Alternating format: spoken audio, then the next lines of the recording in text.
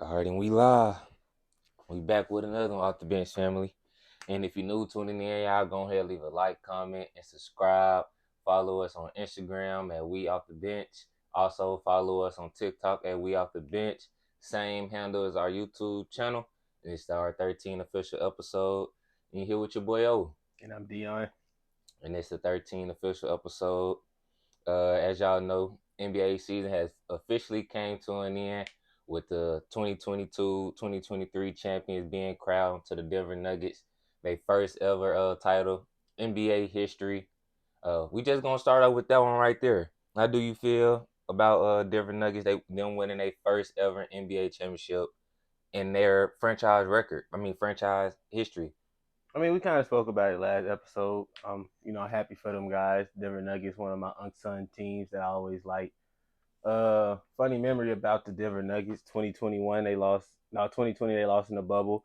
The year before Jamal got hurt, they was a good team, well-oiled machine. They had Jeremy Grant, Paul Millsap, and they got better from that team. They picked up Aaron Gordon to refill the Paul Millsap, minutes.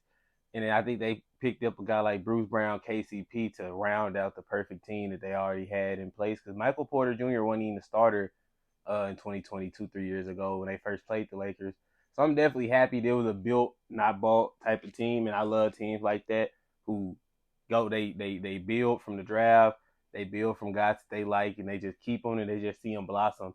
And Jamal Murray said something in one of the post games. I think it was game 4 when they went up 3-1. He told the dude, the person who was asking him a question, he said, I had to tell Mike, like, we not your kids no more. We ain't the little kids no more when we first got to the league, when we was rookies or sophomores coming off the bench and stuff. We here now. Mm-hmm. And for this team to finally get a franchise NBA championship with this team where it was solely like everything was just built by within the organization. I love it, and hats off to the Denver Nuggets. That's a beautiful story. I love teams that stay committed to who they believe is the right fit instead of going after all these names. And I love situations like that. So hats off definitely to the Nuggets. First of many, hopefully, but first in franchise history so far. Yeah, just to piggyback off what you was everything that you were saying a lot of the right things. How they built their championship foundation and didn't buy it. They didn't go and try to pick up a high level free agent type of target. They ain't going to try to trade for this big name. They drafted everybody. Jamal Murray drafted, Jokic drafted, Michael Porter Jr. drafted. You acquire Aaron Gordon around after that bubble season. You get Mm-hmm. him. You set a foundation and artwork around that you can, start building on. Then you go and acquire a guy like Bruce Brown to kind of take your bench to that next level. And I just think this was definitely one of the best playoff runs by a team. Definitely, they would definitely do for one, knowing that all the injuries and everything that they had to, Overcome, yeah. overcome and take in for them to get to that point. And it would definitely like a good feeling to be like an NBA fan to see the Denver Nuggets win and be on the mountaintop and get this experience. Like I said, they definitely deserved it for an organization that's been right there on the cusp, Mm-hmm. just waiting for their guys to come back and get healthy. And first year they did, they got a ring, and I'm happy for them. But I don't want to spend too much time on them again because we did talk about it last video. Um, but we will be starting up a new series since the NBA season is officially come to an end with the draft and slowly approaching, which is Thursday. Off season and trade, free agency, and everything gonna be coming up. Summer league is gonna be coming by pretty fast. So we got this trilogy series that we'll be doing. Talk about the 8 teams from each playoff spot, excuse me, and the play-in teams that will be in a later video. Today we'll be talking about the 8 playoff teams from Eastern Conference and see what they can do in the offseason to improve, whether they should look to improve or look to blow it up, and what should we expect going forward from these teams. And we're gonna start off with the Miami Heat since they just lost in the NBA Finals in 5 games. Knowing how they season just went, overcoming all the adversity they did with being a play-in team, having to win in 2 play-in games to get that 8th seed, taking out the Milwaukee Bucks. in five, the number one seed, the Milwaukee Bucks in five, with Giannis uh, going to Madison Square Garden, beating them in six, beating the ECF reigning champs in 7 games, and making it to the highest stage, but ultimately couldn't get it done. So, what you think that Miami should do in this offseason? Number one, trade for Damian Lillard. You got all the assets there. And, writing pretty much on the wall that Dame's probably going to be leaving Portland within the next 2, 3 years. I don't think he's going to be a Portland for lifer. Not that he don't want to be or that they don't want to. I just feel like it's going to come a time in their careers where it's going to make them have to part ways. And I just think it's coming up right now. They really got a young team, and they just got Dame and Nurkic just sitting around there. Their team is really young when you look at it. They got Anthony Shaden, Skylar Mays, Drew Eubanks. They really got a Trandon replacement. Walford, Yeah, Nazir Little. they really got a replacement for all the vets guys, and I would love to see the Trailblazers go young, start this youth movement, and go all in. Trade Dame to the Miami Heat, trade Joe Guy to a contender where he can, possibly win him a ring. He still y'all got at the end of the day. Ain't like it's no bad blood from Portland, but it's just doing what's best for him. Get him to the Heat. The Heat they give up Tyler Hero, Duncan Robinson, Nikola Jovic. They got 2, 3 first round picks they can give to the Portland Trailblazers. And I think that's enough for both sides right there.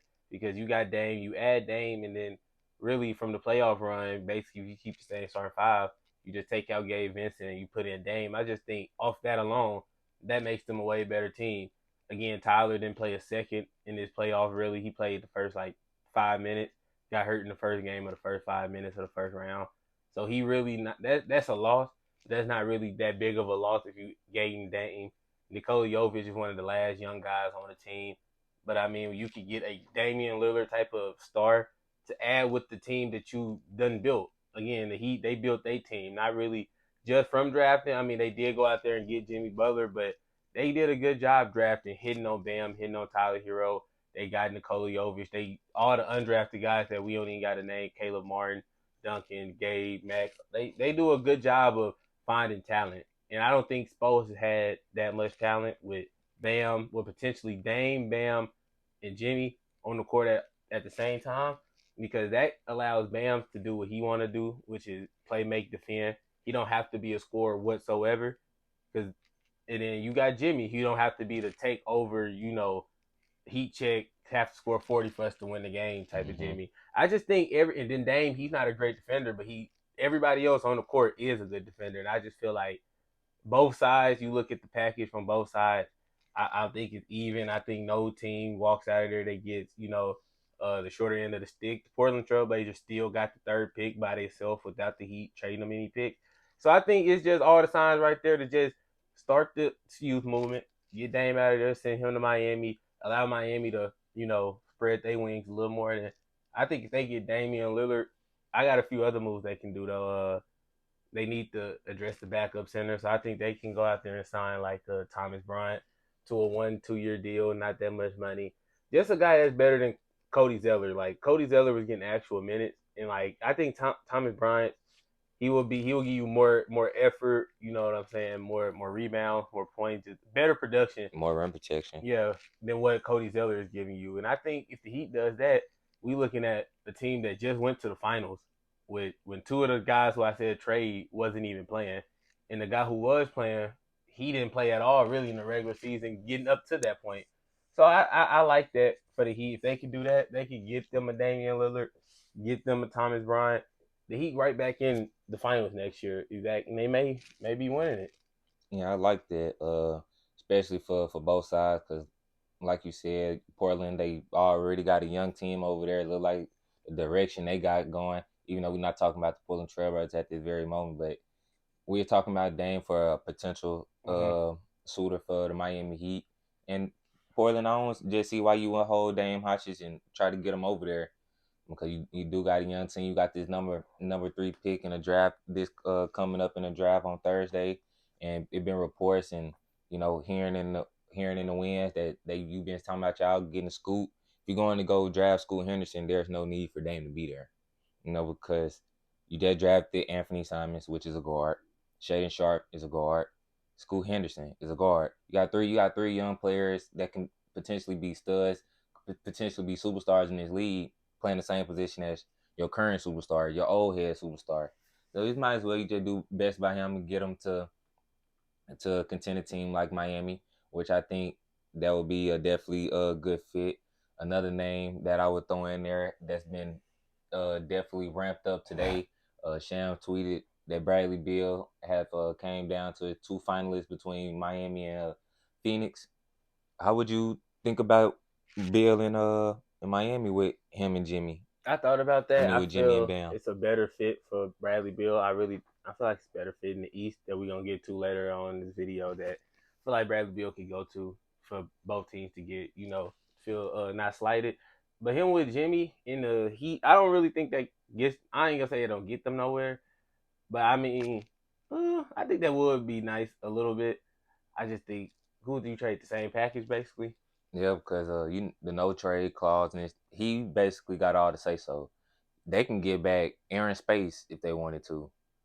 Well, if Bradley Beal chose to, because he get to choose where he go to and what they get and what they receive. No, Which you can't. yeah, he can. There's a Adrian Woj already.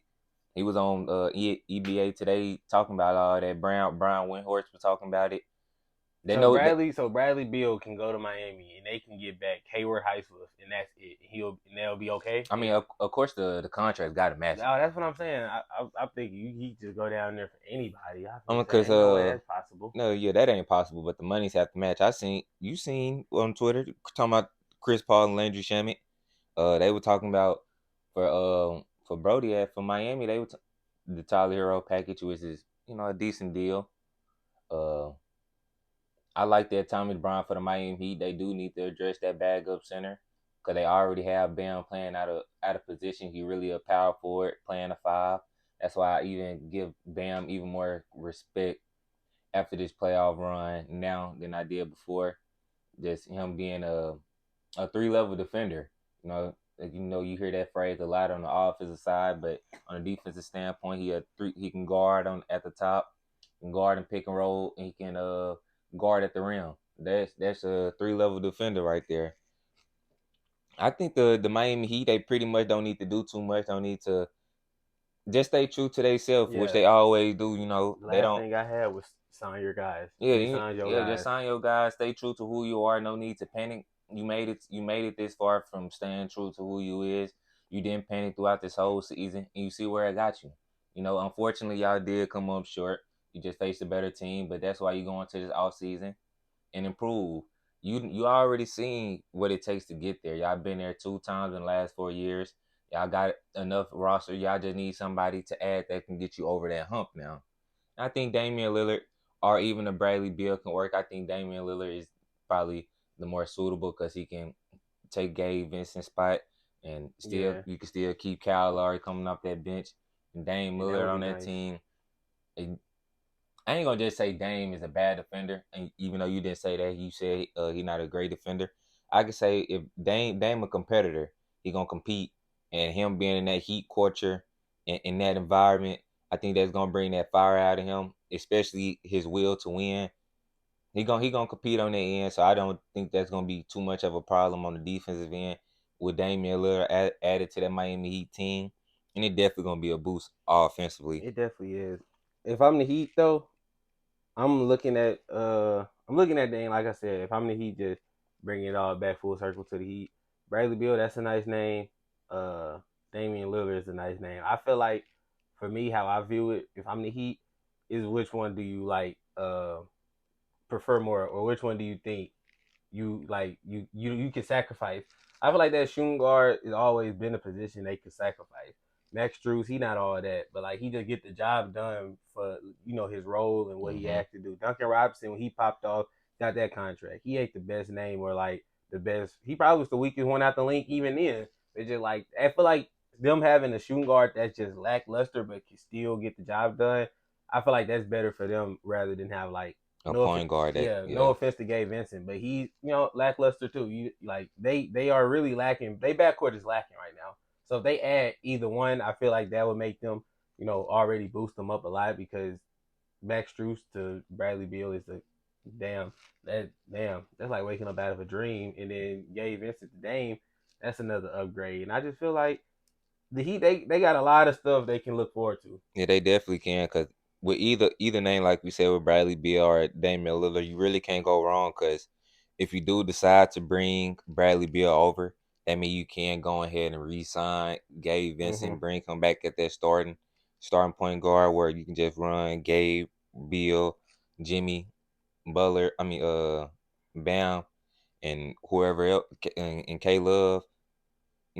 Keep your same type of bench rotation with the Kyle Lowry, Caleb Martin. Uh, I don't know if Strus will still be on that team if you go and get a Bradley Beal because you still got a Duncan Robinson, but you still paying him money, giving him a lot of money to do what he do. And I just don't think they have all that enough money to just acquire a Max Strus to satisfy his needs if you go and get a Bradley Beal or a Damian Lillard. Mm. So that's really all I got to say about the Last Miami thing I Heat. got to say though, the Heat they are lucky. They one of the few teams that these players are saying they want to be there. Yeah, Dame said like one is he would love to play there. yeah, he Yeah, would love to play, and then Bradley Beal last two teams Miami is connected. So they luxury is okay. We see that these guys want to come here. Now we just gotta apply some pressure and get one of them here. They definitely in the comfortable seat right now. Come to Miami Heat. next team up is the Boston Celtics. Them coming off uh the season they had this season. They was on pace to have one of the most historic offenses in the NBA that we had seen in the 76 years of it been created. Them coming off a finals appearance last season, and them talking about they wanted revenge, they wanted blood.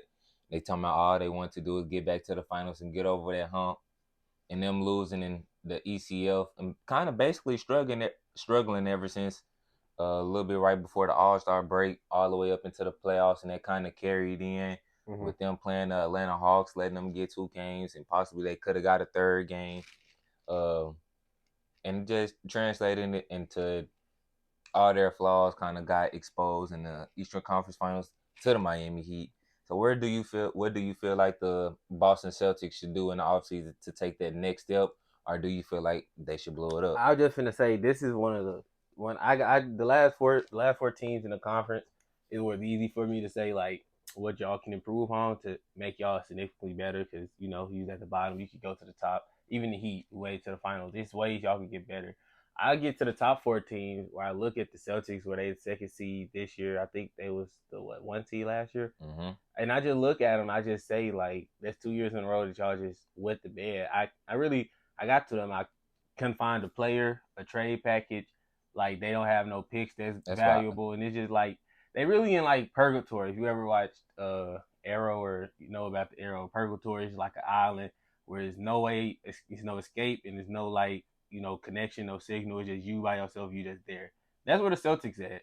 They in purgatory because they just in that gray area of Yeah. contender and pretender. They in With no that way to get help better. build their Yeah, team. no Yeah. way to get better. And but like it's not they not really just gonna be bad to be like a four or under seed. So it's just me how I look at them. I just feel them, especially this year because they Jaylen Brown contract not up until next season. Mm-hmm. So I feel like this season, I feel like what the Celtics gonna do is just Break. like I said, I don't know what they can do like to help them improve. Because they said they wasn't interested in Bradley Beal, which I think that would have been nice for him. But they said they weren't interested. I guess they want to keep Jaylen Brown and Tatum together, see how long, see how far they can go with this. But that duo and this team, I feel like it ran its course too. Not saying that it's just over; they have no chance of winning the championship. But I just feel like what we've seen from the Celtics the last few years, I feel like that's the Celtics. When they was young in 2018, going against was that 2018? Yeah, when Yeah, going against Brian. Bron in 2018, Game 7 ECF, they were young. I give them an excuse. This team gonna be up and coming on the rise. That was a nice team.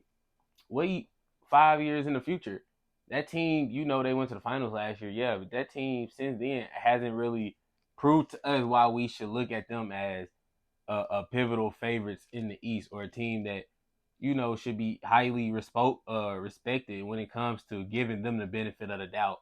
Because when are we gonna stop giving the Celtics the benefit of the doubt? They went down 0-3 to an eighth seed. They won 3 games. Third game was fluky. It was definitely fluky. and then they lost Game 7 by like 20 at home.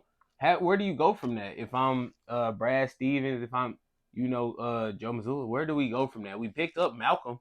I thought Malcolm was gonna help us. We didn't have no bench really last year. Malcolm came in this year, still didn't really help us when we needed him to help us. So I really don't know. I'm really like confused on the direction of that team because I just feel like if they at their max. They all players on the board, probably besides Tatum, just maxed out. That makes sense. I feel like when you hit it on the nail when you were like, I don't know that they direction and where they trying to go. I feel like they lost their identity and they direction of the team once they fired Ime. Ime was a big contributor into what the Boston Celtics had going and what he was gonna put in place going forward. You know what I'm saying? And losing a head coach like that definitely hurt because you trying to improve your roster by improving your coaching style, which goes measures to say if you got to improve. Golden State Warriors when they was winning rings and going to these playoff runs, they wasn't touching the coaching style. The coaching style was the same. Same with these. But I'm glad you said that because I was finna say I don't know because the Warriors they did fire a better coach, brought in a lesser coach, but it's just the talent was already up to par at that point once the coach got in there. That's really like I guess this how it is with That's how it really kind of was with Ime. I guess Ime was supposed to be the Steve Kerr. But it's crazy because Ime got 1 year Yeah, he did. and did a lot more in 1 year what any other head coach did in Celtics history. Well, except for Doc, they won rings, but they didn't. Doc didn't win on first. He didn't win his first year with the Celtics, Hmm. and Brad Stevens, hell of a coach in his tenure with the Celtics. Now he the GM. Never went to the finals. He You had him young though. he did He he had them. did. I mean, they was like kids for real.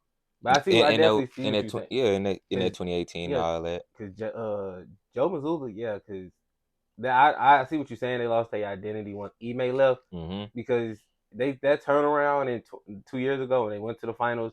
That turnaround, I'm not just gonna say it was all Ime, but it was like 60. I'm gonna say like I 60, really 70. say 80-20. That was yeah, because Ime really installed. They went on a crazy turnaround Crazy turn, second half of the season. and that's really where and I feel like E made his coaching where I feel like I'm just keeping on track just because we talked about the Celtics. I just feel like his adjustments kind of went under the rug in terms of his lineups, his rotation, which is a big pivotal piece in coaching, especially in terms when it comes to playoff time.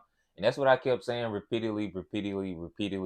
Uh, our first couple episodes when we first started doing like the playing and all that, when we were Hmm. discussing that, I was saying that was probably going to be the biggest difference between Joe Mazzulla and Ime, what's the rotations, the game to game adjustments, the in game adjustments, which you really didn't see from Joe Mazzulla.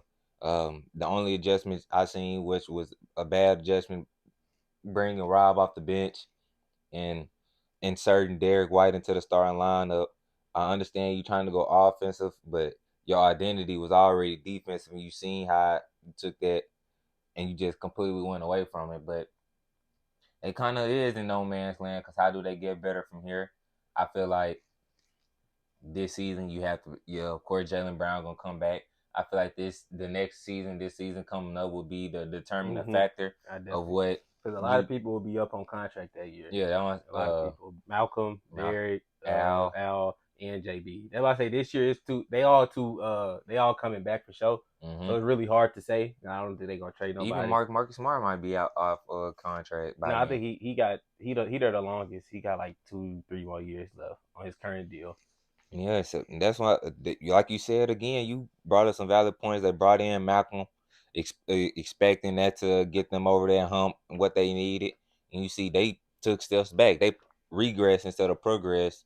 It would have been different. This would have been a different conversation if they was playing the Denver Nuggets in the NBA Finals instead of losing. And it wasn't just more so them losing; it was how they How lost. they lost, yeah.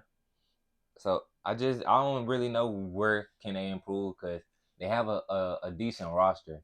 But number one thing I'll probably say you got to trade Al. Hmm. I don't know what you can get back with from Al Horford, knowing that he's 37, 38 years old, playing the starting position, starting center on the championship team. That should let you know everything you need to know right there. Outside of that, I feel like it's minimum tweaks because I feel like like you said, the team maxed out. It It's definitely is. only the team can go so far with this type of with this core with this group. Marcus Smart, no disrespect to Marcus Smart, hell of a basketball player, but for that to be your point guard and who you going, I can go to war with Marcus Smart too, but him being your point guard, I feel like you got your backup point guard that's better than your starting point guard, and that's a problem because you got, like I just said, your best point guard is coming off the bench, and that's a better player, and just because you need a little spark, and that's another thing that the Celtics, another glaring, they have no depth Hmm. really, outside of Derek White, outside of Rod Will, I guess Grant Williams, no depth. Mm. But that's been them though. Once they got this team together, I feel like the Celtics they definitely was like they had depth like early in Tatum career, like first 2 3 years Yeah, when they had the Terry Kyries. Rozier, Yeah, Marcus Morris, those teams they had 8 9 guys deep. Aaron Baines, Aaron Baines, yeah, cause Al, Al Hor- that's what's crazy about it because Al Horford was playing when they was kids, when they was rookies, and then he left for like a year or two, and now he's back on the team like years after that, and it's like y'all still is not reached this goal yet, bro. Like just give it, like you know what I'm saying? Like come on Mm-hmm. now, like at some point you can't just keep saying all right, we're gonna do it one more time, and this year is gonna work before y'all just before Al Horford becomes 43. You look up Al Horford 43. You look up Jalen Brown 30. Like damn, we just raced these niggas. All these niggas 20 I was 20 just year gonna. olds. That was another point I was gonna make. How much longer is they gonna wait before they see that they maxed out as a team? Cause you gonna get the Jason Tatum what 26, 27 right now. Yeah, You yeah. gonna look up he 31, and we still talking about okay man. Maybe we just run it back one more time. We can probably get over that hump. Mm-hmm. You know, then next year he 32. Jalen Brown 33. Nah, man, maybe we can get this player right here and we could probably max out. That sound like Paul George and Kawhi right there to me. Clippers. And so that definitely not a team that you want to follow up against and who you want to be like, especially being in that Boston culture. The standard championships in which they haven't held that standard in what 15, 16 years. Yep, 1508. Yeah, 15 years. That's crazy. So they Celtics got a lot of work to do this They off got season. yeah. They got decisions to make, but they definitely did good with bringing in Sam Cassell as that assistant coach because I think that can help them as a player development coach from a standpoint, getting Jalen Brown and Jim and Jason Tatum to really just to look at film too and break down where they can get better as individuals, they sweet spots on the court, and probably Sam Cassell can help uh, bring his basketball brilliance to Joe Mazzulla, how those type of talks where they can change with the offense a little bit. I feel like that's part of the like that going to coaching too. I don't know about it. You asking, I don't know if he gonna work miracles. You were just with Doc. Doc didn't do shit different. I don't know. He didn't. I don't know. I don't know if Sam Cassell gonna be in there making working miracles. He only can do so much as the assistant. He only can do so much with those players and with that coach. You heard what what Doc used to do with Tyloo. What? Man, when Tyloo was on the bench with the Celtics, What that he nigga was used to doing? make Doc do. I mean, Tyloo do all grunt work, and then he used to like bring him the grunt work and just throw that shit away. Like have him do notes all night. Tyloo said, "Man, Doc used to have me doing all the notes, all the scouting, and I used to bring it to him. He just used to throw it away and laugh at me. I like, God damn, Doc don't care about no schemes, bro. Same with Joe Mazzulla. He don't care. He just looking at 2K. He just watching his kids play 2K, chucking up threes. That's the problem. But next up we're gonna say the Atlanta Hawks. Okay, good. I did. Yeah. Okay, I had notes for this team. That's another team I had notes for. I did the standings. I went 1 through 8, and then Mm-hmm. I did the 8. You know, what I'm saying 7, 6. So they were 7 seed. First thing I got for them: trade John Collins and Jalen Johnson for Pascal Siakam. Reason I say that, John Collins is young. He's not that old. I thought he was older than what he is. He's 25, 26 years of age. He didn't really show this too much, but he got potential in this league. I just think his time with the Atlanta Hawks ran his course. Jalen Johnson, a sophomore year player, high flyer. He got a nice high ceiling. I think you get those two pieces to Toronto. Not gonna really talk about Toronto like that, but just it makes sense for Toronto for them to get two guys who they like builds like that. They like high athletic, high flying guys like that, and give them a first round pick in there. You know the Hawks they got to pick.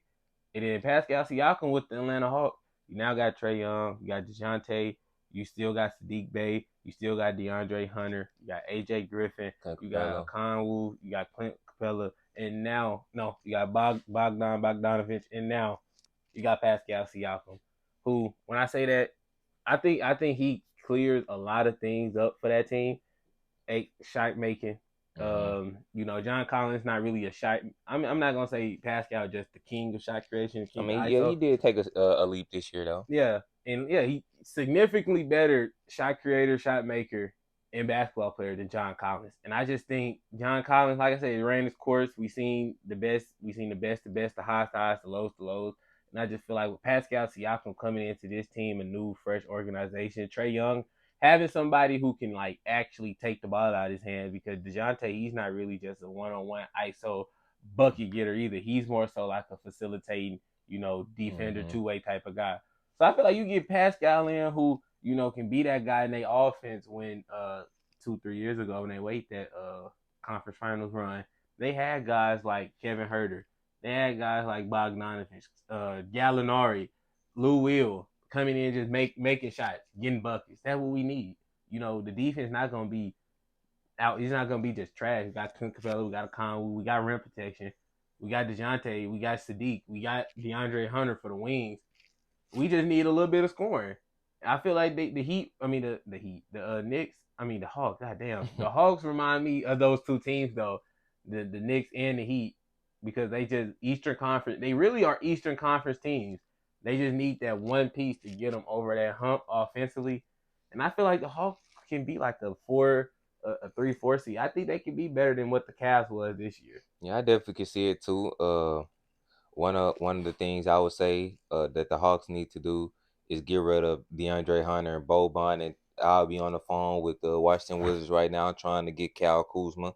Cal Kuzma playing alongside Trey Young with DeJounte Murray, with Cal Kuzma being your second or third option. I think that would be good. A bigger wing defender, a bigger a better offensive player too on that wing spot. Uh, Somebody with experience, championship experience at that.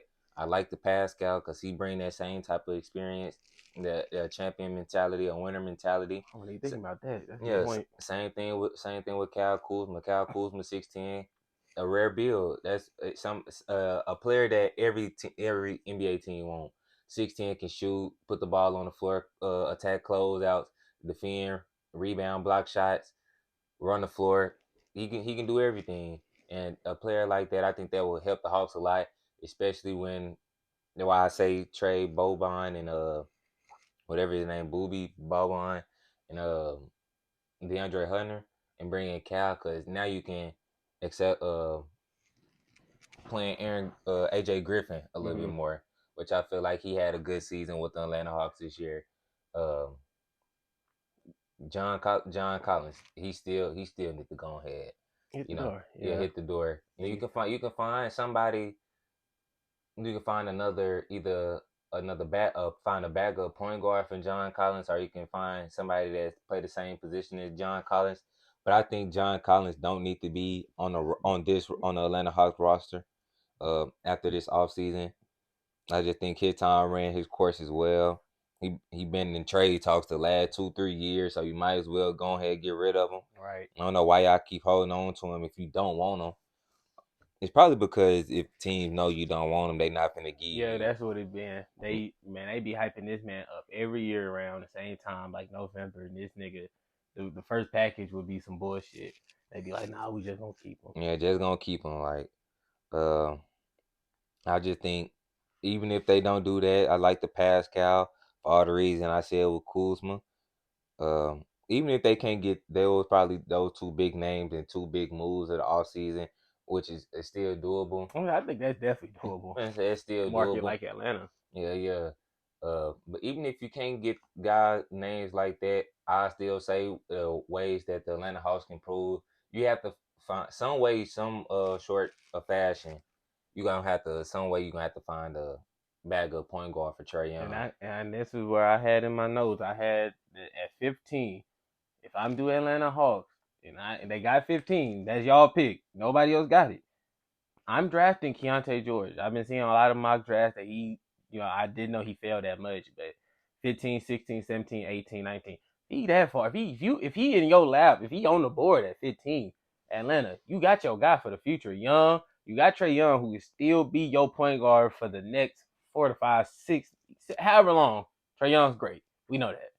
Keontae George, to have him learn from Trey Young, to have him go against and learn from DeJounte Murray, and to have him, if he did get a Kuzma or Pascal, have him learning from championship level minded people to let them know, hey Rook, I was just like you. Hey Mm-hmm. Rook, you wait your turn, Rook. You gonna shine in this league. I think if they could, like you said, I like that because if they could finally get because they already a young team. The oldest person is Clint. He only 30. They really a young ass Yeah, team. team. Yeah. And if they could keep, they got their own pick. If they could use this pick and cash in on it, give them a point guard for the future. They got every other position to me locked up for the future. Big O is literally Clint Capella 2.0. AJ Griffin is literally DeAndre Hunter 2.0. Jalen Johnson was literally the splinting image of fucking John Collins. And now you can get a Keontae George where it's like, okay, if this don't work out in the next 4 years, we got a lot of young guys we can, rely on. And I definitely think that's the key. That's the blueprint for the Atlanta Hawks this offseason. Trying to get John Collins out of there, trying to finally make him useful enough to get some assets, Mm-hmm. use our pick, hit on the pick, get us a guard for the future. And then we just continue with this youth movement that's not really young, but I mean, it is a hell yes, a youth movement. Trey Young only like 25, 26. So I like where the Hawks are at. I don't think they in purgatory. I think they can definitely get better, especially the type of season they just had. Mm-hmm. But I think we seen how good they can be. Like they took 2 games off the Celtics, and those they weren't even just playing that good. Like, and I think if they had a better team, if they had a Pascal, they added a Cal Kuzma, they probably could have went 7. And we looking at the trajectory of that team offseason differently. So I definitely think they in a good spot. Yeah, they're definitely in a good spot. I just even they don't even just need a point guard for the future. They just need somebody where they don't have to be so reliant and so and get run him heavy minutes and run him into the ground where he gotta be on the ball where Trey Young don't have to be on the ball every play. Somebody who can play 15, 17, 15 to 18 minutes a game for Trey Young where he can get a blow, but he can run the offense and knock down shots. And sometimes he can still play while Trey Young in the game and can play off that. I just think that's what they need. They tried to do that with DeJounte, which he bring a different type of style. I feel like he's still a two guard, not a point guard. Uh, so a backup point guard definitely a necessity. Another thing, if all else fails, a backup point guard and shooting. I don't think they have enough space over there to make teams kind of want to. They can suffocate the paint basically. In the playoffs, what you need is rim pressure, put pressure on the rim, and of course defense, rebounding, and controlling your turnovers. But they didn't have none of those things all season long. Boban was they best shooter, and that's not going. They can't cut it. AJ Griffin was their second best shooter. What can't cut it outside of Trey Young? Why can't that cut it? I just don't think that's good enough. On the championship team, you look at every championship team, we got at least one or two sharpshooters that gonna knock down threes that they known for knocking down them threes. They don't do if they ain't gonna do nothing else on the court. They open, they gonna knock down threes. I feel like every championship team, even with uh Michael Porter, he played that role, even though he didn't make them. But that's why they had KCP. They had two of them. KCP was hitting those threes for the Denver Nuggets. Uh, Last year, of course, Steph, Jordan Poole, Klay Thompson. You have real legit shooters. The year before that, I feel like Middleton did a good job of playing his role to a T with that. Pat Covington, Wesley Matthews, they was all keys into playing a big part into a championship, which is shooting, it's space. You give him your best guys room and opportunity to get their rocks off, and that's what you need on a championship team. You don't even have to go down and hit 4 for 4, but shit, you gotta knock down two of them when they count. I don't care if you go 2 for 6. That them 2 3s probably gonna be the two biggest threes of the game. But that's what I think they missing, and also another a bag of point not a bag of point guard, a bag of center for Clint. They got one. Ooh, Big O. oh, it big O. On Yeko O'Connell. Went to Oh, school with okay. LaMelo and them. Yeah, yeah, yeah. 2 point Capella 2.0. Yeah, he is decent. He is decent. He is decent. But yeah. So if my first options right now would be Cal Kuzma, Pascal. Right? If I'm the Atlanta Hawks, I'm on the phone trying to get a third star, not even a superstar, just an all-star player. Which the Cal Kuzma and Pascal still young, so they go on a trajectory of what our future trying to consist of. Then directly after that, bag of point guard and shooting. That's all. That's all the Atlanta Hawks need. Like you said, they already been to the ECL, so they kind of been through the fire a little bit. They weren't supposed to be there the year they went there, but they did make it there, so they speeded up their process a little bit. Even though they didn't have a successful season this year how they wanted to be, don't mean y'all just need to go out there and try to do too much. You know what I'm saying? Y'all are minimum changes away from actually making a decent solid run at this. And don't overthink it. Got anything else before we move on to the next team? That's pretty much it. We can go Next thing we got is the New York Knicks. on. Okay. I like the New York Knicks a lot, especially the team they got, the foundation they set. They need to bring Josh Hart back. Of course, Jalen Brunson, you already wrapped up. I like those two guys right there. Um, got to get Julius Randle off this team, off this roster. Find some pieces that you can get back for him. I just don't think going forward, Julius Randle is your 1A 1B type of player, your co-star that I need to be relying on, especially come playoff time. He looked good in the regular season, but I just don't think his game translates to the playoffs, and his energy and effort is too relying on him making shots, and that is something we can't always rely on Julian Randle making shots. Um, a player that's out there. If I'm the Knicks, I don't understand why I'm not on the phone right now with Bradley Beal trying to get him over That's there. literally what I got. That's why I said trade for Brad Beal, bro. Trade for Brad Beal. I think that's match made in heaven. Yeah, Tom Thibodeau with a nigga who can score, would keep his team damn near. keep his point guard. Fuck that. Just if he can keep that point guard over there. That Jalen Brunson is what changed the dynamic of the New York Knicks. You literally, well, I ain't gonna say if you bring literally anybody else over there, but we seen how they were previous years when they was searching for point guard like Jalen Brunson and couldn't get it done. Derrick Rose, their best player in 2021 in the playoffs when they played the Atlanta Hawks, and that just goes to show you uh, Jalen Brunson how he changed the view and the outlook of the New York Knicks. So yeah, having a Bradley Beal next to Jalen Brunson, that's a nice backcourt, and that's a nice foundation. I like Mitchell Robinson a lot, a good big who gonna play defense. I ain't gonna say he a monster on the glass, but he a good big, a solid big. Uh, Another thing that I would do, I would add shooting. Once again, shooting is you can't get enough shooting in the NBA, especially in this new age and the new era that we playing in. Shooting is pivotal. They can go out and get just one knockdown shooter alongside of Bradley Beal, alongside of Jalen Brunson, with a Josh Hart, with a Mitchell Robinson, and you still got RJ Barrett. I don't. See, I had RJ getting traded for That's why I said Brad. I'm really here. Like, Him, IQ, and Fournier. And I said another good thing they should do is sign Jay Crowder out of free agency. They need a guy. Because yeah, he fits exactly Tom Thibodeau way of coaching, way of playing. He fits Nick culture, which is play hard, knock down some short shots, but most importantly, play hard, defend hard. And shit. If Julius Randle bullshitting, you know Jay Crowder could come in there and guard, whoever Julius Randle is guarding, because they basically like the same position, same weight, same build, and everything. And he gonna always, no matter what, just give you the effort that you looking for. He may not score.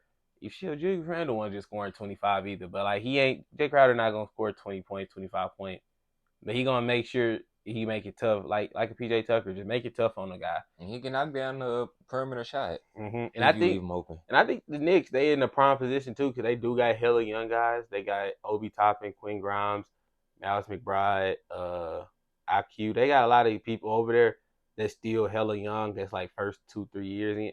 RJ hella young. He only 23 years old, but I'm talking about like guy who ceiling like IQ. He Mm-hmm. he he got potential. Quinn Grimes, he got potential, and I love how he plays right next to Jalen Brunson. I just think he offset what Jalen does. I think they play off each other so good. It's just not a highly talked about duo, just because it's like Quinn Grimes not the caliber of player, but Yeah. the way he offsets Jalen, which like he's a good shooter, a good cutter, attached to rim. He's bigger than Jalen. He a good defender. He like the defender of the group of the backcourt. And Jalen is like more so I'm gonna get you involved if you open, but I'm more so like the guy, offensively. Give me what you got on defense. I get you all I got on offense. And I just think that recipe. I said Julius Randle, yeah, he ain't been good the last 2-3 years in the postseason, but I feel like he is still like a big piece for this team. And I just think if they could keep him and get Bradley Beal, I think we can see this team go farther. Yeah, push Julius Randle to the third option. hmm Where he don't gotta have all that responsibility, and that, like I said, bring in Jay Crowder, because at that point, y'all basically doing the same shit. Mm-hmm. Neither of y'all are like our one or two options. So we just need you niggas to play hard, defend, and grab boards. You can get that out of Julius Randle and the ability to give you like 18 points. Shit, with Jalen Brunson and Bradley Beal, I like a guy like Jeremy Grant over there as well on that wing. I think that's nice, because he a better RJ Barrett basically. Yeah, definitely he can shoot the ball. He can do everything on the offensive end better and Yeah, defense. like he just a better RJ Barrett, Yeah, all around player. So literally. definitely if you could add that and with a Bradley Beal, well, which is gonna be hard, but Jeremy Grant, I like that name over there in New York with him being a free agent. Definitely think that should be a target they should go out there and get that add length, size, uh, versatility, which is much needed for playoff success. And I think Jeremy Grant will provide that for the New York Knicks. He also will play hard. He also got a little bit of experience being on that Nuggets team in 2020. And they went to the WCF, even though that is the bubble. But and this season, this year, he had a underrated season. For a lot of time when Dame was hurt, he was Portland Trail Blazers' best player, putting up numbers. I think he had like a couple 40-point games hmm where he was hooping. So he definitely capable of going to get his own shot, and he expanded his game. He more so than just a role player. Yeah, he can actually be a borderline all-star type of caliber player. He can get you 15, 16, 6 rebounds, probably like 3, 4 assists, which is decent for the role that he'll be playing for the New York Knicks. Uh, let's see where else can they improve. I feel like once again, Josh Hart, big piece to what they had did this year. Got to bring him back, which I think he already said he was coming back. Really, I really ain't too much the Knicks can do. Not even just saying that in the bad thing. They got minimum changes where they can just improve on. That's a good thing because I didn't even expect New York Knicks to be as good as they did. But Jalen Brunson also surprised a lot of people. They didn't expect Jalen Brunson to be as good as he was. And he kind of changed. I ain't gonna say kind of. He did change the New York Knicks the landscape of the league, in the NBA world where you can actually respect them now, advancing to the second round, and I don't know how long. All solely because of Jalen Brunson. Now, if you can just put infrastructure, the proper roster around that with shooting and size and guys that want to compete and want to win, I feel like New York, they in good hands moving forward. Cause Jalen Brunson, he is young. Uh, Josh Hart, he old. Yeah, Uh, He was a 4-year guy out of college. Well, yeah, He but ain't 35 or nothing, but man, he ain't young. I say, but they got a lot of room. It ain't like the end of the world for them right now, because like I said, they lost in 6 games to the Miami Heat, who was in the finals. Uh, Made it to the second round. Some they haven't did. That's stepping stones. You know, you got a slow motion is better than no motion, and they just moving in slow motion right now. If you can just get just a percentage better than what you was last year, you might be looking at yourself at a ECF appearance. And once you just got to take one step at a time. You got to crawl before you walk. Just don't try to make a drastic change where you feel like, okay, we lost in 6 in the second round. We far away from the NBA from winning the championship. You know, in hindsight, where you really ain't. You lost in 6. You 2 wins away from being around away from 4 wins away from reaching NBA finals. So I don't think they far away at all. So just stay true to who they is. Basically, all these teams need to say be true to who they is until we get to these lower level teams. But yeah, I like Jeremy Grant a lot. I like that for the Knicks. That's all you got. Yeah, get Bradley Beal some there somehow. Get connections. Next team we got finally is the The Milwaukee Bucks, I already Bucks. knew it was coming. I ain't got shit for these niggas either. Cause these niggas, no, I do. No, I ain't have nothing wrote in my notes. But I definitely before when we press record, I like damn. Cause I was looking at some free agent. What they need to do, bro? Drop Drew Holiday. No offense to Drew. Won us a ring. If I'm Milwaukee Bucks, I'm talking. You won us a ring, bro. You a champion. You did everything you could for us. You know, you getting older. You know, the time is expiring. But don't worry, Drew, you're not leaving by yourself. I'm finna say Middleton gotta be I'm following them. finna say Middleton. And when you walk out that door too, when you walk out the facility, just know you and Drew not the only ones leaving. Cause Bud left before y'all, and Brooke finna be right behind y'all.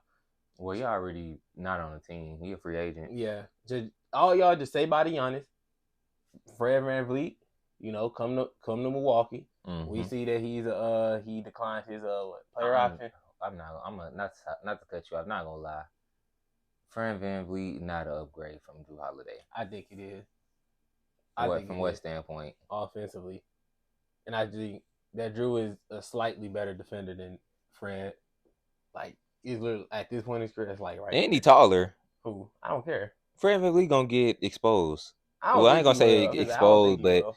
in the playoffs, little guards tend to get it when they play a good team.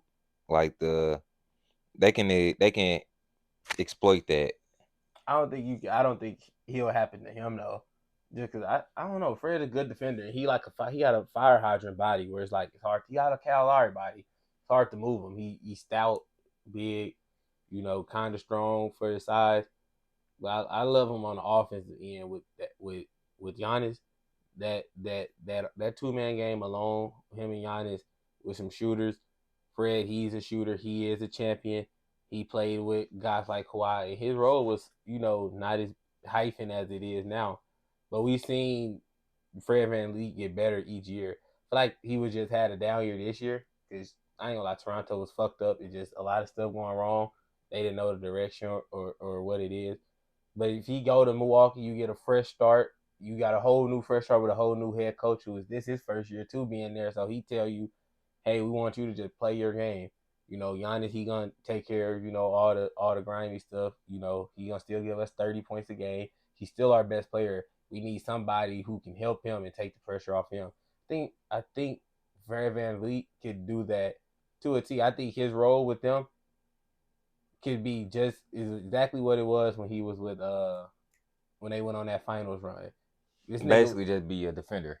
in a shooter and a scorer, yeah, and a playmaker. He wasn't doing all that for the Raptors, but I said he got better every year since then though, and I feel like that player he is now, that was like what 3 years ago, 4 years ago. I feel like he matured as a player. But his role that year wasn't what you expect him to do now. I didn't say that I was expecting him to do what he was doing then. I'm saying getting better 4 years since that time. I'm expecting you to do what you did then.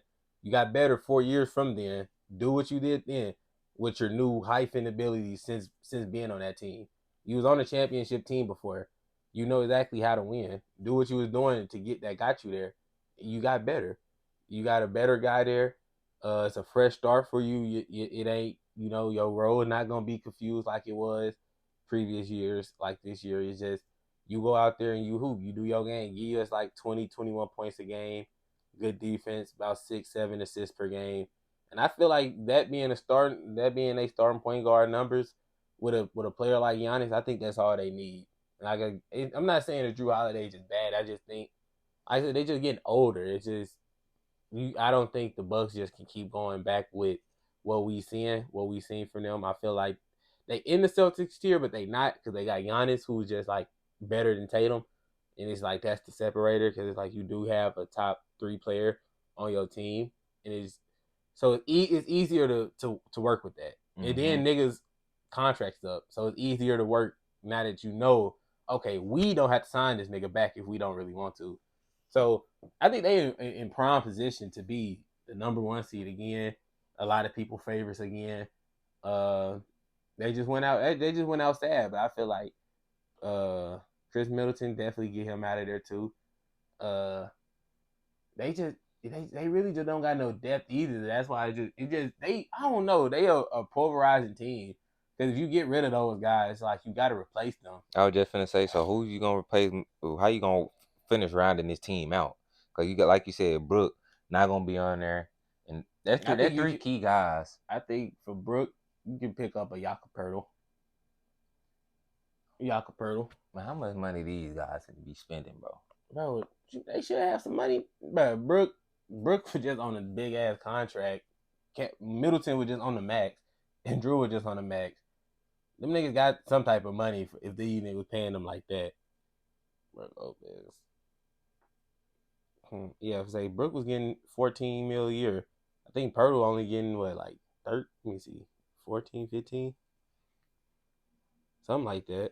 They got money to make these moves work. Yeah, 3 years, 26, 8, 9 mil. Yeah, that 9 mil. So that they saving 4 mil with that with Jakob. And then shit, Drew. I know his contract was massive when he left the Pelicans. 33 mil a year. Fred VanVleet, damn sure know he not getting 33 M's a year. He know that. So I ain't even gotta look. He know making 22. And he ain't getting 11 mil more a year. I get hell. Yeah. Nah. I mean, I think that was the whole point of Fred VanVleet declining his player option because he want to go to a situation where he feel like he can win. I was seeing a lot of people saying that he not gonna go ring chaser because he already won a ring. I was like, a player not finna turn down $23 million to go play for another trash team so he can make a bag when he already, especially at the level he at. He a competitor, he a winner. He looking to go into a situation where he can probably make half the money he making right now, but still be in a good position where he can be on a championship level team where he can be competing for titles instead of going to a team like the Hornets or a mid team making more money or about the same amount of money. Because if that was the case, he would have just stayed in Toronto making that $23 million. Mm-hmm. So I definitely can see him taking a little pay cut, probably making around 12, 13 M's a year, which is still decent for the I'd say like 15, 16. 15, yeah, okay. Still that's still decent. Yeah, it's a pay cut, but 12, I don't think he gonna. Yeah, nah, he owns himself if he do that. That's still decent right there. Especially at the stage he had in his career right now. And if you want to win, that's what he'll do. But the Bucks, they did the right thing. They started off their foundation by getting rid of Bud, what they should have been did, but that title, prolonged the situation. I like their head coach that they got right there. Black culture that can change the culture of Milwaukee. I think he will be a good player development coach because he would develop a lot of those guys in Toronto. And that's even more shit. Fred VanVleet, you could come play for a coach you already know too. I forgot he came from Toronto too. Yeah, he came from Toronto, so and he came from that culture, so he obviously know basketball. That's AJ Griffin pops, and AJ Griffin is a very solid basketball player for him to be just a rookie going into his second year. Uh, but yeah, Chris Middleton, he got to go. He can't. He got a player option of 40 million, which more likely He's not tearing that down. yeah, he ain't no way NBA. Come on now, you're not 40. 40 mil. Come on now, you're not turning it down. So yeah, he uh like you said, it's hard to see like past this version of the Bucks. Cause like, what can they do? Outside, I understand the Drew Holiday, to swap the Drew Holiday out for Fran VanVleet, which is probably more realistic because they can do a signing trade. Mm-hmm. You know, but that Chris Middleton is gonna be hard to do that. I like the Jakob Pertl, replacing him. I think they also need to go and look at shooting as well. I feel like Milwaukee, and they also need wing players. I don't think they had enough wings. I feel like Pat Covington, Wes Matthews, uh, Grayson Allen, guys like that who playing on the wing for you not gonna cut it, especially them being 6'4" guards. Not gonna get it done in the playoffs. Even though they got it done that 1 year, but it was kind of like a fluky run. Brooklyn Nets had got hurt. KD toes on the line. It's just hard. It's just hard to see like past this Bucks team. I want to say because I'm trying to think of like players that they can actually like realistically go after and try to improve this roster. Why did they pay? Why did they even get? Why is this even an option to What give him 40 million a year for one season? What did he do to warrant that? man, that ring, Mm, damn, man, 40 mil to drop 25-5. 20, you giving 40 mils to that nigga. 25-5. Bro, Jalen Brunson doing something like that, ain't he? Something close to it.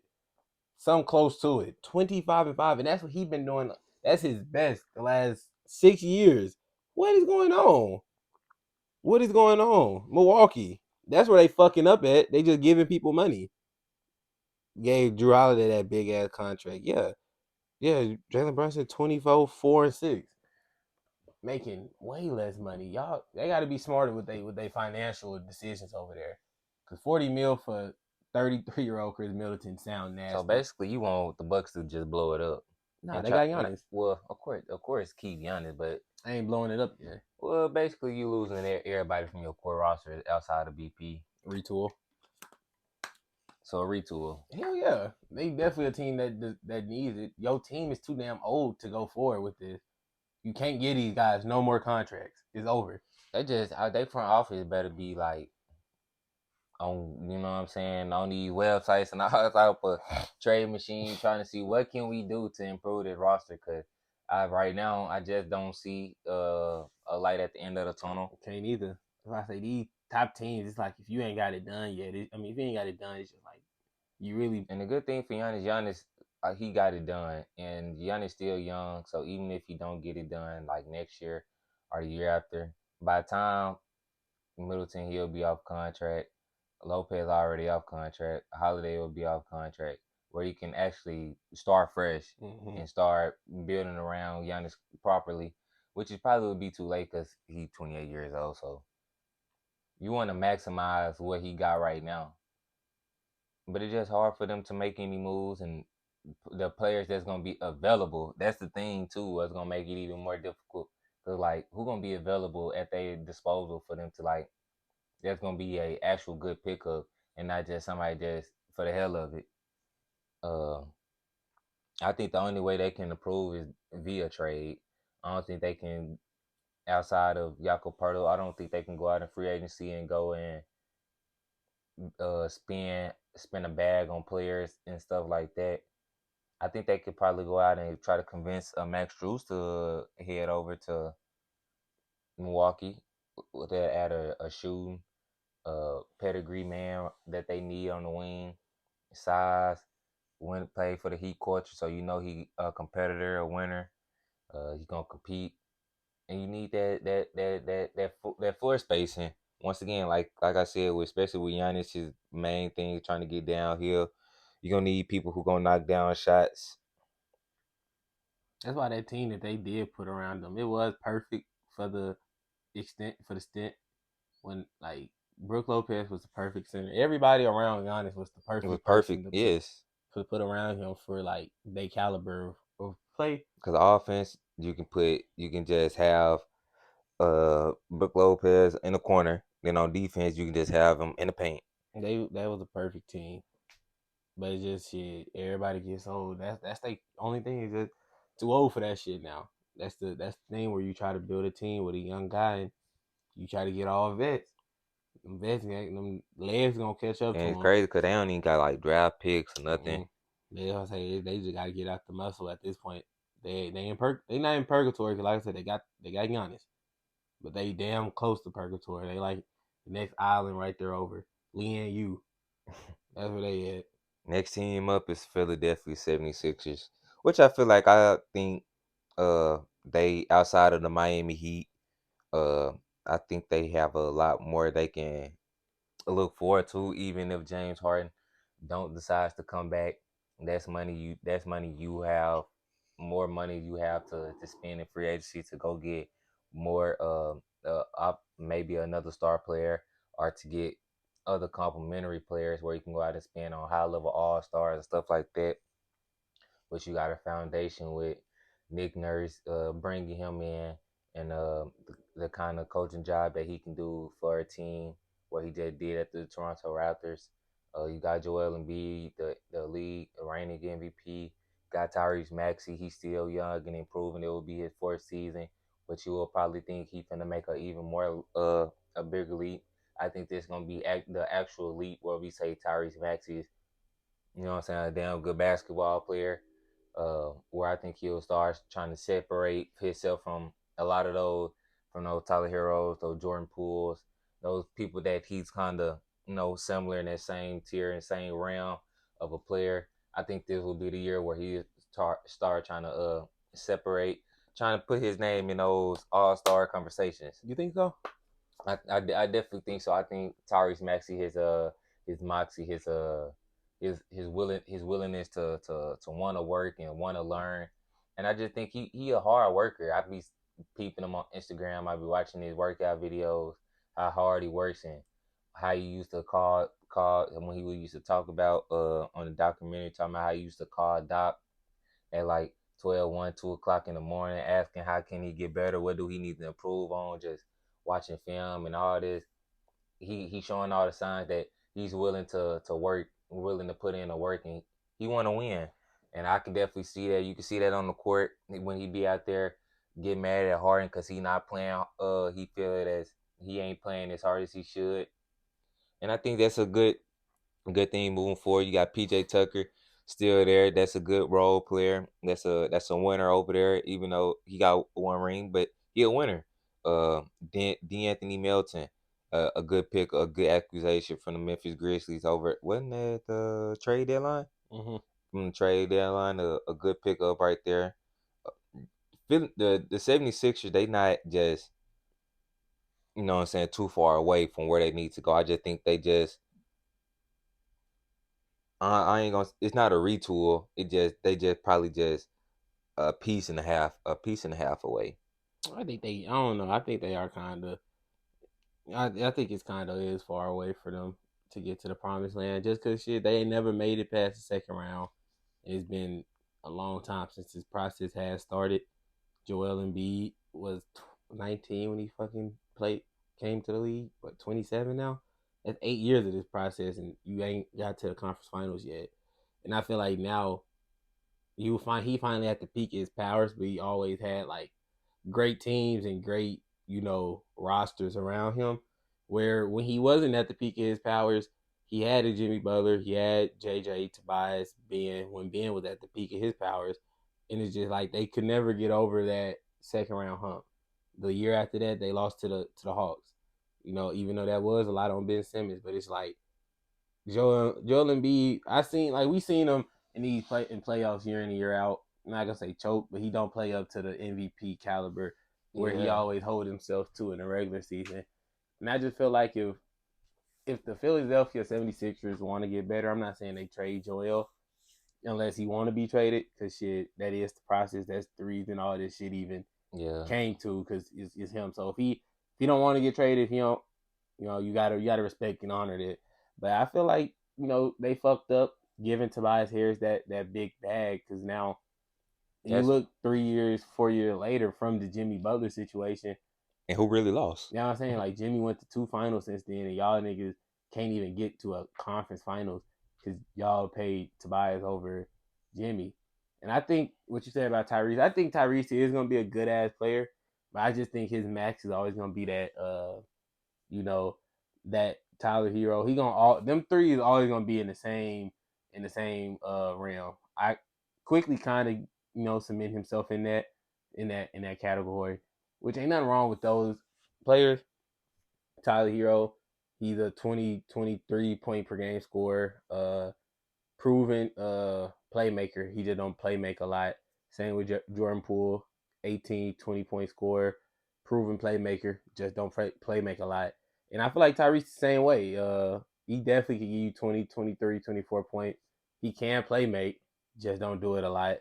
And I feel like because I feel like where he gonna make his money and keep his money is He's just how he scoring. scored. Yeah, Yeah. he can score from deep. Cause I watched the Sixers a lot this year, and it's been a lot of times where Embiid where he do get off, he always get double teamed, and he just always throw it back to Tyrese, and Yeah, Tyrese would good be catch and open. yeah, Yeah, he would just hell of a knock it down. shooter. He be shooting them bitches from deep, and See I that? like my fault. How you But I good? feel like he even like getting downhill attacking the basket, he's He so good at fat. yeah. He just remind me so much of like those Tyler Heroes, Kyler Sextons, Jordan He Poole. definitely better than Colin Sexton. That disrespectful. I don't think it's Colin disrespectful. Sexton averaging like 11 points. I don't think it's disrespectful because that was Colin Sexton's role. They just tried to make this nigga the best player. Like his role is just shit. Just be a not no offense, but be a shot chucker.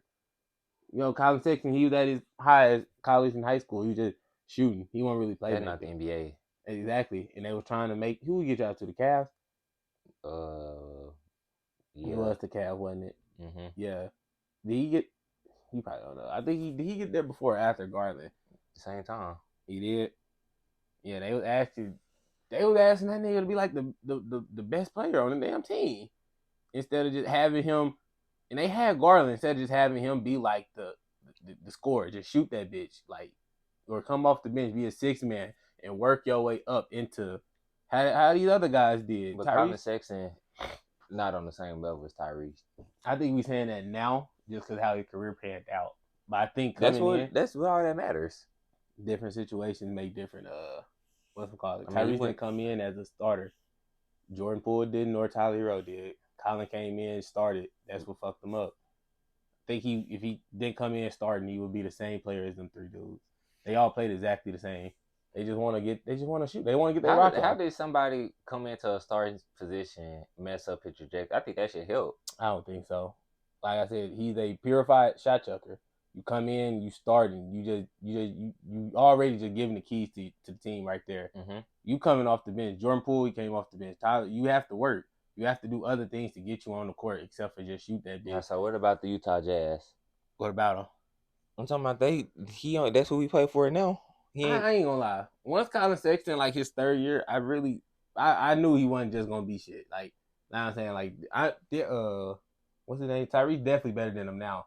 I'm just saying coming them young guys. You take young Colin, young Tyrese, or all them other guys. It's just if he took the same trajectory where he get to a organization where he actually learned some structure, he went to the Cavs and it was just really the hell with it. It was just shit. Do what you want to do and shit. Just he wasn't that type of player. He is best suited to be a 6 man, working to your role, and then shit. Once you say, "Oh, I can play with the best player on the team and not take away from him," that's what Tyrese did. That's what Poole did. Hero did. Like you start off 6 man, you in a nice organization, a nice what's the word? Uh, what's the word they be saying? They be building. Damn, culture. Yeah, he in a nice culture organization. He went to the Cavs where they got rid. They just got that's post LeBron. That's like right post LeBron. So they was ass. He came in high draft pick. They were ass. He was the savior. He wasn't gonna be. Come on now. Come on now. Kyrie wasn't even like the. They asked this nigga Colin to just do a lot of bullshit that he wasn't ever accustomed to doing. And I just feel like Tyrese and these other guys got time to What was it develop. he accustomed to doing? Uh, being the number one option on an NBA team. He was just the best player in college and high You school. just told me college But and but I'm NBA is just but different. I'm just saying. You just said what he wasn't accustomed to it. He not. He never played in the NBA. You can't be accustomed to it if you just Okay, got no, there. I mean nobody in the NBA was accustomed to coming into being the best player on the team. Man, Yeah, absolutely. I think no, nobody. yeah, true. But I don't think that goes with anything I was saying though. How come it don't? I I didn't bring up nobody else that accustomed to it. I'm talking about these guys. I'm talking about Tyler Hero, Jordan Poole, Tyrese Maxey, and Colin Sexton. But I'm saying that still help with the argument. Colin Sexton, you just said he had no experience of being number one option, but he literally just came from being number one option at the previous stops he was at. He get into the league just like everybody else. They was number one option on their previous stop. Once they got into the league, That is not, he averaged 17, 20, 25. He wasn't just shit. I just think where he at now in I his didn't say career, he was shit. you said it was disrespectful. They all the same build. It's just his build, his role was just different than the other dudes. They came in at the same time and did the same exact shit. They all took the same path. All of them was six mans that turned into shit starters. That's what they really are. Just you a six man, you a shot chucker shit. That's what you need value in that. You need niggas who just gonna come in and who gonna put pressure on the defense. I just feel like Colin Sexton, they just asked this nigga to do it at a young ass age where it's just like he ain't you finding yourself as a rookie. You how he played. Like if Jalen Green came into a different situation, he would be in the same conversation. But he the one option is like we look at him different. But Jalen Green, he not a one option on the NBA team. He not. I don't see it. I don't see it. I feel like he's more of a six man, like a Tyrese, a Jordan Poole, Tyler Hero. You come off the bench, Emmanuel quickly. Come off the bench, give us some buckets, give us a spark. So what improvements you can see from the 76ers? This nigga just said, "Fuck what I'm talking about." Bro, because you were talking about Jalen Green. We was all the way off topic. I was just making a comparison because you make it seem like what I'm saying don't make sense. But I don't really. I already, like I said, they improvements is really just gonna come from I just come from like self improvement, like the team. Can the team get better? Harden, he come back. If he don't come back, will Tyrese be able to come up, step up, and be the point guard? If he do come back, with everybody, buy in and you buy in and actually be about what they talked about the last few years. You see a lot of shit where James or Joel said, we want to win. Everybody we wants to win, but you just don't see it game year in and year out. It's just like it'd be just simple stuff. They had it this year. They had it this year with the Celtics. They had the Celtics on the ropes. Could have put them away in six. Bullshitted. Lost in seven. It's just if you serious about winning, you got to handle your business when it's time to handle your business. You can't fuck around and let a team get some confidence. That's how you be at home again for the eighth year in a row. That's how you be at home. So I just feel like if they all, like you said, Tyrese Maxey, he want to win. I see it. Joel want to win. If Tobias and James Harden can just be on the same page as You don't those think they two don't guys, need to be? You don't think Tobias don't need to be traded? nah, just keep him this one. He only got 1 year left. Keep him, and then shit, get all that money off. You don't even got to get enough for him. Just get that money off, get that contract off, and then next year going into free agency, you got a max slot just waiting for somebody. Uh, they all season looking like just running back. Yeah, and if, like I said, if you lose James, I wouldn't be opposed to that because Tyrese can just step in and fill that void. But if James Harden does stay, I don't think this team bad. I don't think this team is bad. I think they need another guy off the bench Another guy off the bench. because you gotta think they kind of weak. They got Paul Reed, Trez, George Niang, Shake Milton. That's not moving nobody. They need at least one guy. That's decent. What? The East really nobody in the East really got a good bench. If we're gonna be honest, none of the teams who really just make That's pushes. why the Heat probably always so good because they got a balanced team. Cause they could. Bucks ain't got nobody on that damn bench. That's why I like the Knicks going forward. But stay on topic. 76ers, yeah.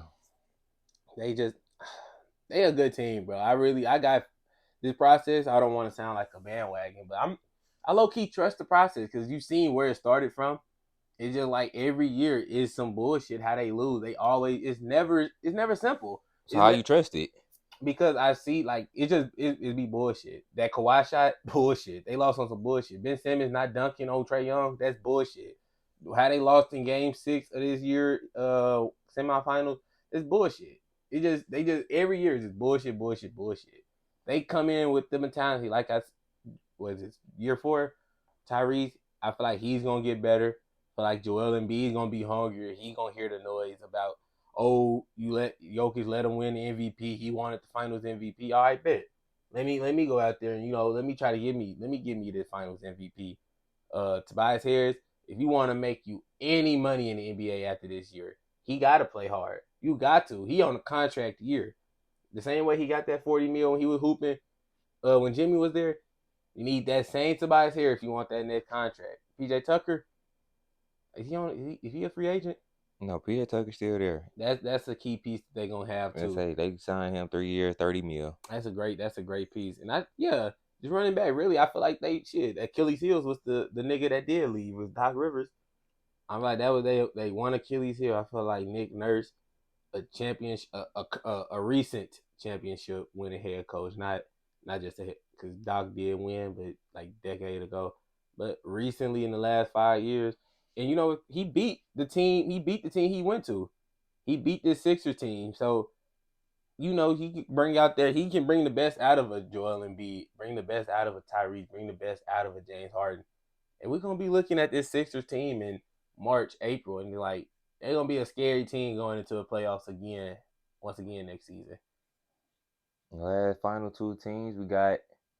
We're gonna save the Nets for last. So what about the Cavaliers? Them having coming out everybody. Well, even though they still young, I guess they kind of had the season that we kind of expected. They was what the fourth seed in the NBA in the Eastern Conference. Lost to New York Knicks in 5, knowing that Donovan Mitchell he did was the best player on the team, but the experience that kind of showed up, which I kind of figured anyway. Darius Garland, Evan Mobley, Jared Allen, all these guys, they was their first time being in the playoffs. Not with no playoff experience, and they lost in the first round in what 5 games? Yeah, In 5 games. Well, where you think they can improve at? see, I didn't get to the Cavs either, but I was finna I was finna get to him. Karis LeVert, get rid of him. He got $18 million. He an unrestricted free agent. Let him go. 18. That's $18 million that you can go out there, sign you Cal Kuzma. That's who I want to see Cal Kuzma with. The The Cavs. Cavaliers. You got Darius, Donovan, Kuz. What's that nigga name? Mobley and Jared Allen. I love it offensively and defensively. Yeah, because Hella versatile. it would kind of match what they were trying to do with Laurie marketing. Yeah, it would. Yeah, it would. Three bigs, but he way more.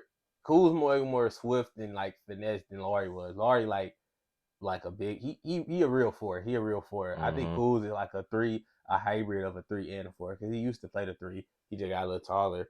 I would love for them to sign Cal Kuzma because 18 mil. That's just about the same amount he would be asking for. Don't give it to Cares. Give it to Cal. Get him there. He's young. He fits the timeline. He around there's not there Donovan Mitchell age. Another guy I think you should get rid of, which you know well, nah, keep Ricky Rubio. I feel like you need that veteran point guard off the bench. I just feel like he got hurt this year. That really fucked him up. But they do. They need to work on their bench somehow. The same thing you just said about the Sixers. Well, we said about really all these teams. But they bench is trash. Karis LeVert was their best player, and shit, you got to get rid of him. He started. Who? Karis? No, he didn't. It was Isaac. I just They I, flip flopped. I just remember Isaac was on the team, and shit, Isaac could come off the bench. I think Isaac off the bench just being a defender, I think that'd be nice. Shit, he start now. He was starting last year. If you could bring a starter off the bench and help the bench, whatever responsibilities or whatever, Mm-hmm. and they just need to make one more sign. And I don't really know just how free agency, how much money the cap and all that shit gonna be with how all they players are already looking. They all got big contracts, but they should try to steal like a vet a vet player who That's what I was thinking of it. Cause I feel like this the Cavaliers team, even though they lost in the first round in five, I feel like they won a disappointing season because it still is a very young team. They with their first ever experience. Now that they got experience under their belt, they can go into next season. To add in a Cal Kuzma, which I feel like is a good piece to help them get over a little cliff. No, the Cavaliers, even whatever moves they make, they're not gonna win a championship next season. And I feel like that shouldn't be their goal. Their goal is to be. They haven't been to the playoffs, and since LeBron left, they finally got there. They lost in five. Now their mindset should be right now. Slow motion better than no motion. They next step should be now. Okay, let's win a playoff series. Let's see if we can get to the second round. See what we can do in the second round, and go from there. And that's how you build the right rate and the proper rate. Not trying to accelerate the process, not trying to decelerate the process.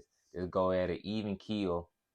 Cause I really like this Cavaliers team. They were top 10 offense and defense.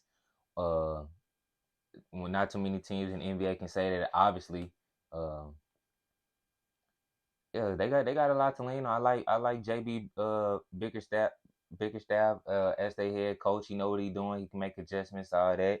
It just they had to go through this, they did. in order to get some type of experience. It was gonna happen one way or another, here or later. And it's better here than later. So I just don't think. I also think they need to add a shooter. Basically, what I've been saying about all these teams, I think shooting should be like the biggest thing in free agency this year. Just to seeing how Denver Nuggets how dominant they was in this playoff run, and seeing like the infrastructure and how they put together their team. It's not really hard to.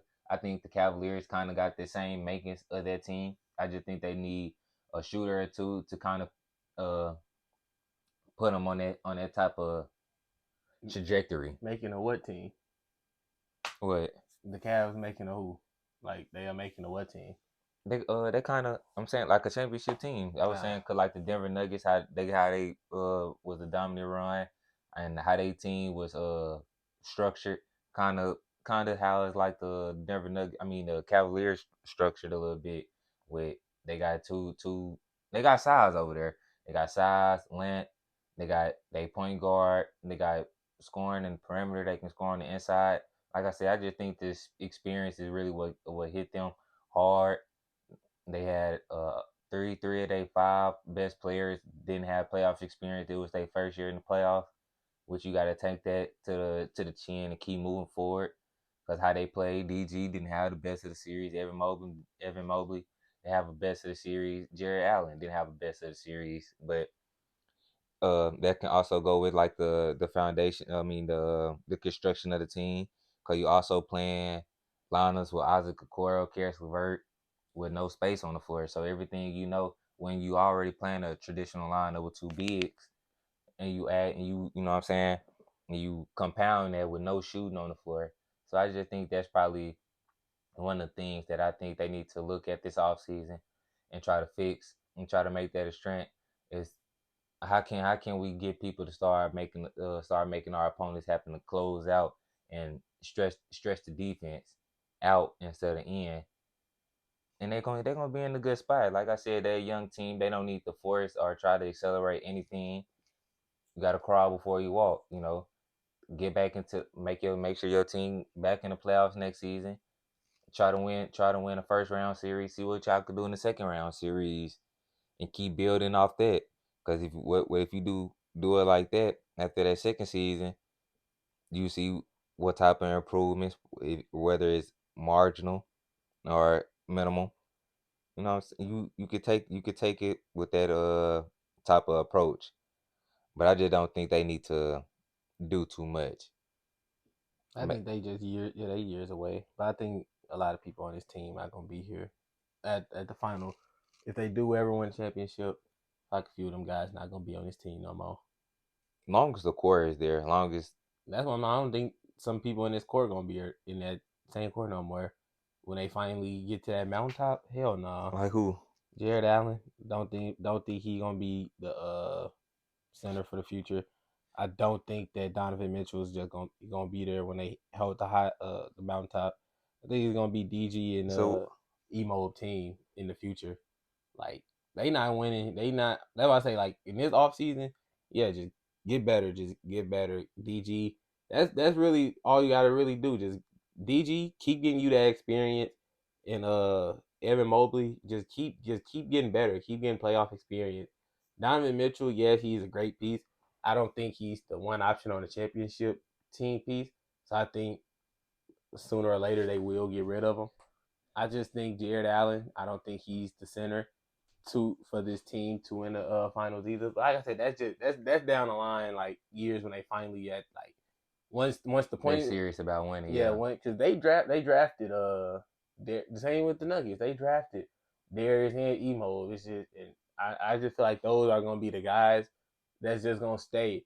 And they just hella young right now. Like Emo was a sophomore and Darius was a junior in the league. These men all star, all NBA conversations, all defensive conversations already, and they just so young. They gonna get better with time. With time is you know what I'm saying. Time heals everything. They gonna get better with time, experience playing against these dudes in the playoffs. That I know that was a eye opener for them last year when they played in the playoffs for their first time because Darius Garland was having a lot of bad games, but you can kind of expect that. This Yeah, the Eastern Conference I was playoffs. gonna say even Evan Mobley said that he was like the player, or was it Jared Allen? That was Jared Allen. Yeah, That's why he's definitely not gonna be on this bitch. The lights were too bright. yeah. But last team before we get out of here, the Brooklyn Nets. And I just feel like the Brooklyn Nets, they in a position right now where they're not going to be competing, even though I'm pretty sure they're going to be looking for it to compete. Knowing that Mikhail he's not young, but he's not old. He's 27. Um, so he in his prime right now, and I'm pretty sure they want to fully maximize that right now. I like the unit they got right now. Because nobody even expected after they traded KD and Kyrie for them to still be in a playoff position, playoff picture.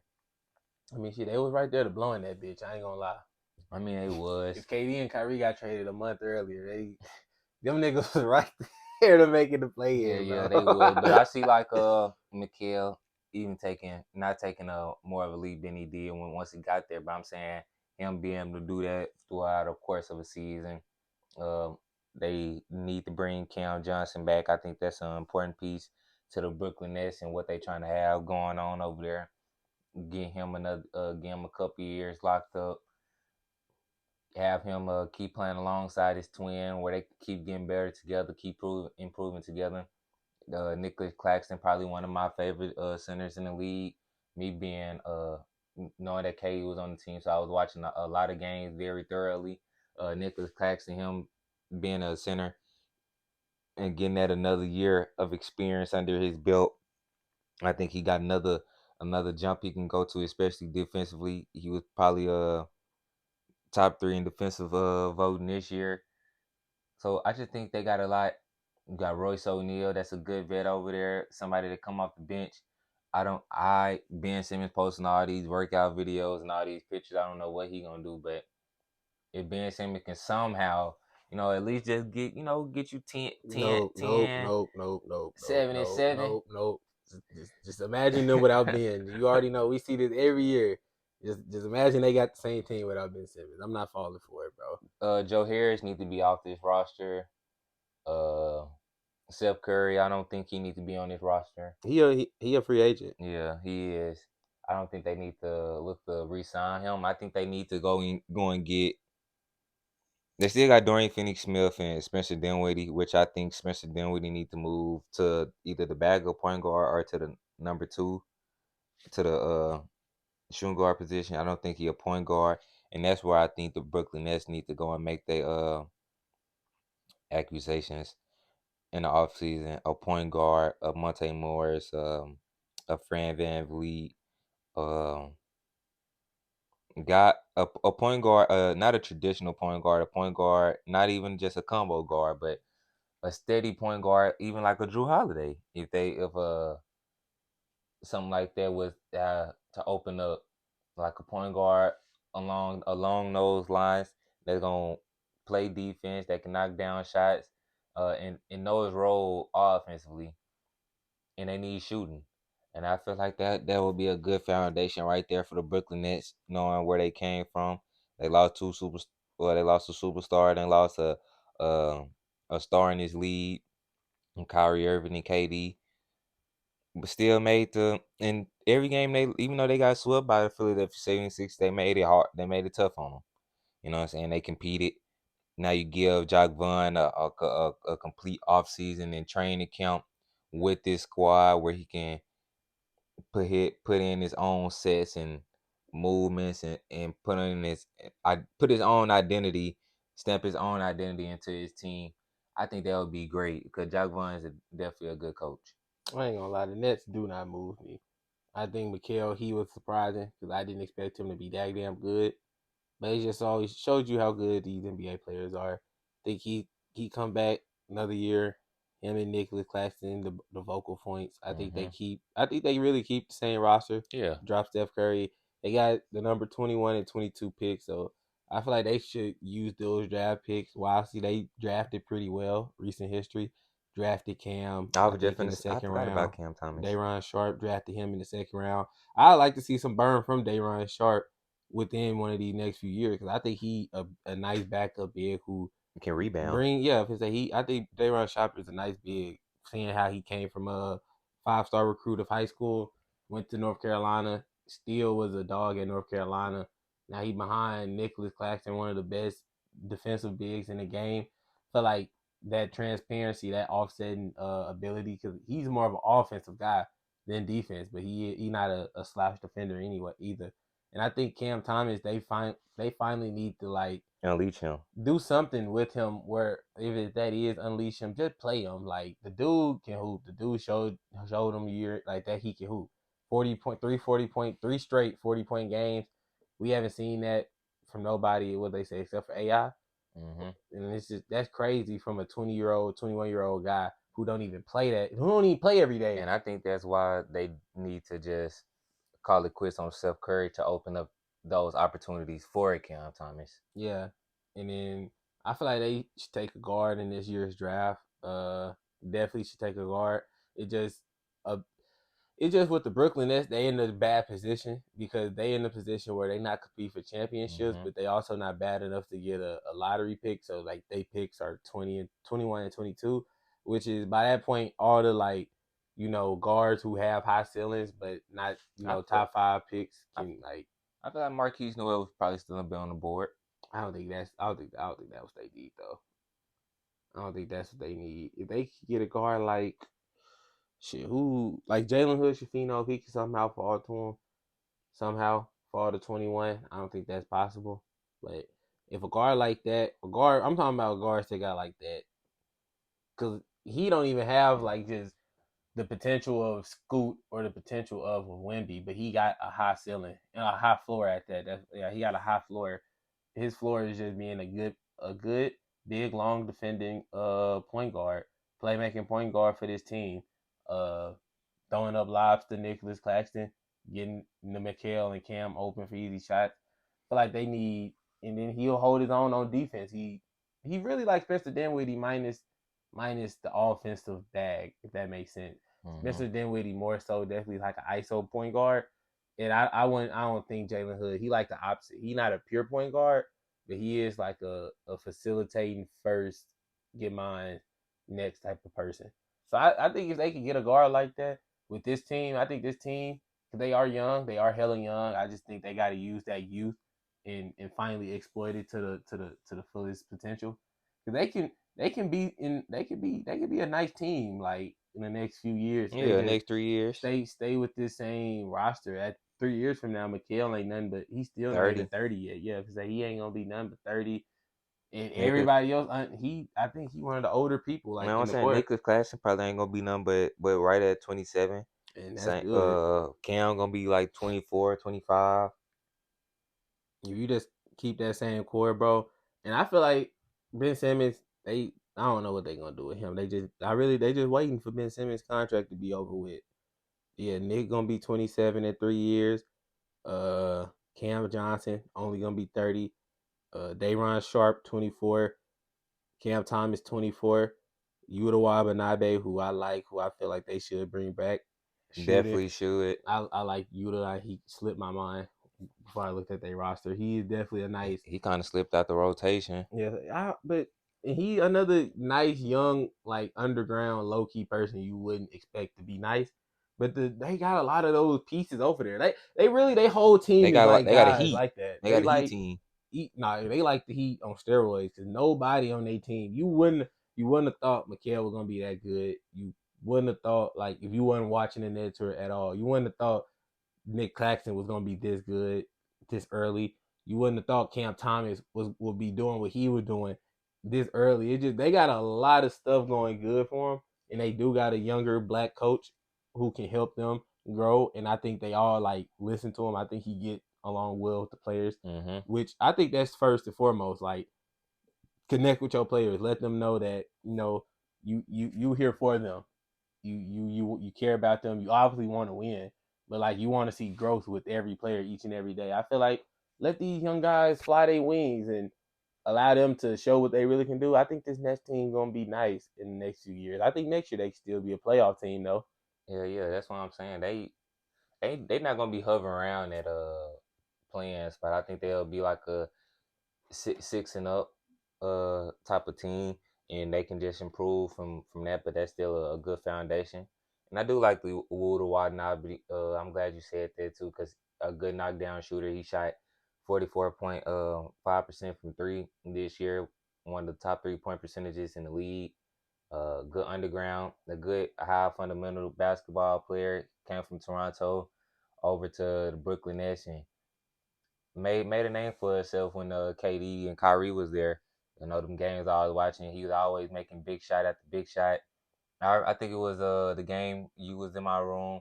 We were watching Toronto Raptors versus. That's when Kyrie hit the shot, and I was like, we need to get a ball to Kyrie. And a couple of possessions before that, Kyrie had hit Watanabe in the corner for that three. I think we were watching another game. It was against the Portland Trail Blazers when Watanabe had hit another three. So I just feel like he a good player that you need to, lean towards and get more minutes, get more production out of him too. Because he is 6'9" and can shoot the three. And he a rebound, he gonna play hard. So definitely somebody that you can utilize.